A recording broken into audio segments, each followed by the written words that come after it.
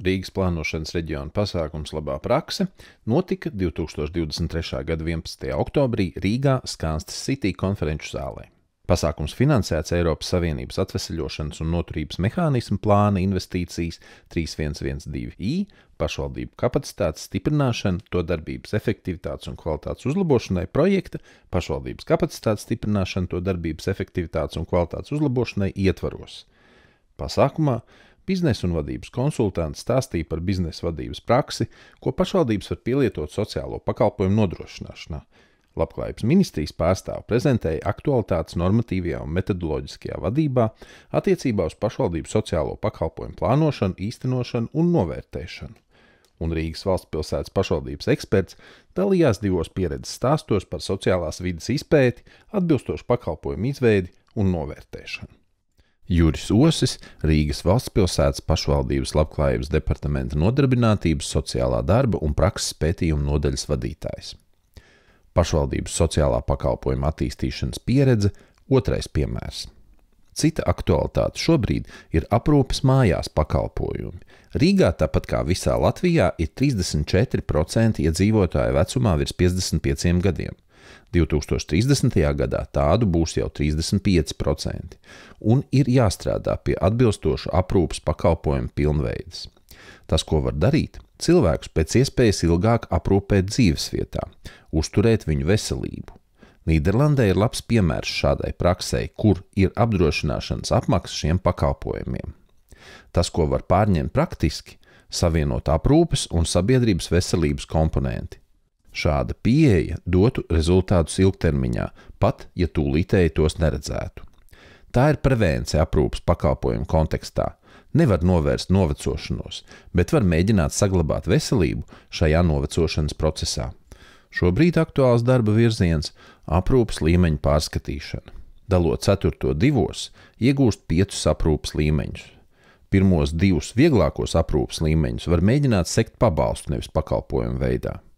Tika izveidots veiksmīgs un efektīvs pakalpojums ģimenēm, kurās aug bērns ar funkcionāliem traucējumiem. Šo pakalpojumu var prezentēt kā labo praksi. Šī pakalpojuma priekšizpētē tika veikti diezgan visaptveroši pētījumi. Autors norāda, ka nevajag no kvantitatīvajiem datiem izdarīt kvalitatīvus secinājumus.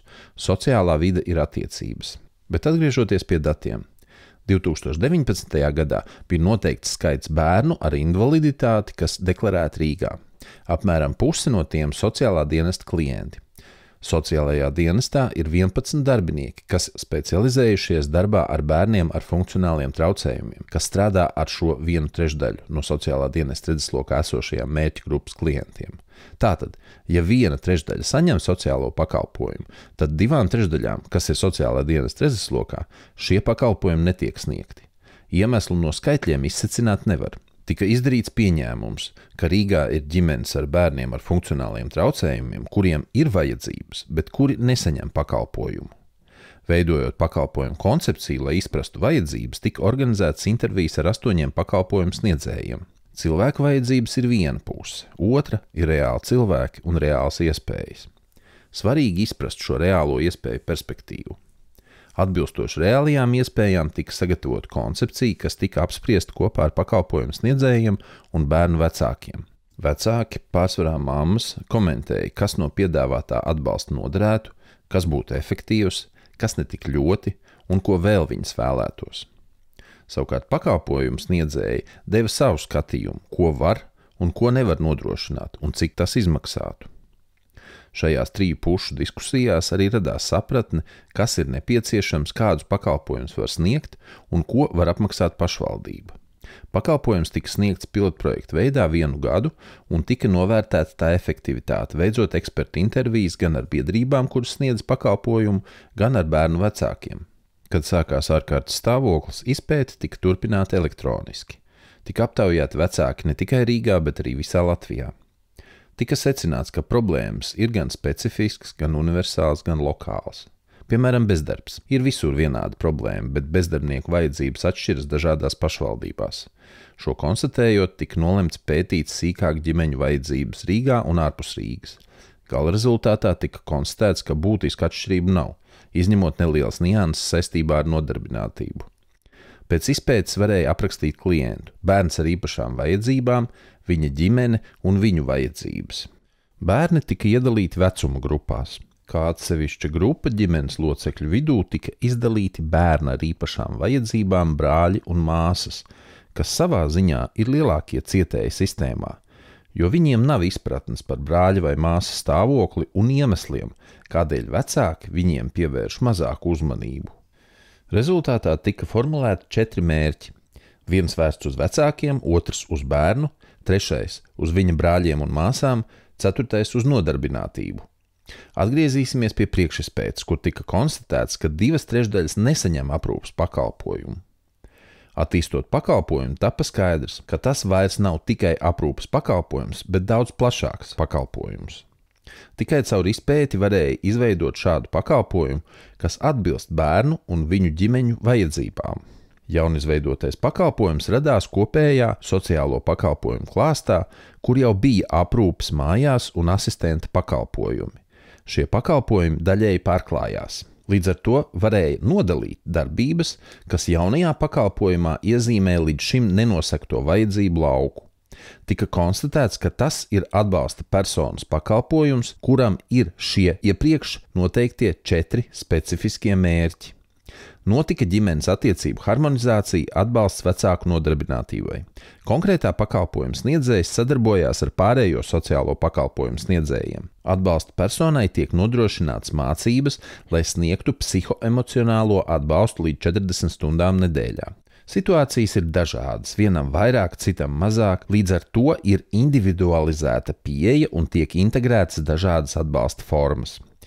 Klientiem, kas saņēma pakalpojumu pilotprojektā, 20 bērniem vecumā no 1,5 līdz 4 gadiem, ārsta zīmes netika prasītas, pietika ar sociālā dienesta izvērtējumu, bet pakalpojums sniedzējs nevarēja būt kāds no vecākiem. Pēc 6 mēnešiem tika veikts starpizvērtējums, intervijas ar ģimenes locekļiem, lai saprastu, vai virziens ir pareizais. Pēc gada tika veikts padziļināts pētījums, izvērtējot ģimeņu situācijas, intervējot pakalpojumu sniedzējus. Tika izvērtēts, cik lielā mērā ir sasniegti iepriekš definētie mērķi. Rezultāti parādīja, ka vairāk kā pusē no klientu ģimenēm bija pozitīvas izmaiņas katrā no definētajiem mērķiem. Uzlabojās psihoemocionālais stāvoklis, bija mazāks fiziskais nogurums, uzlabojās emocionālais klimats ģimenē, vecākiem izdevās vairāk laika veltīt pārējiem bērniem, kā arī savām vajadzībām.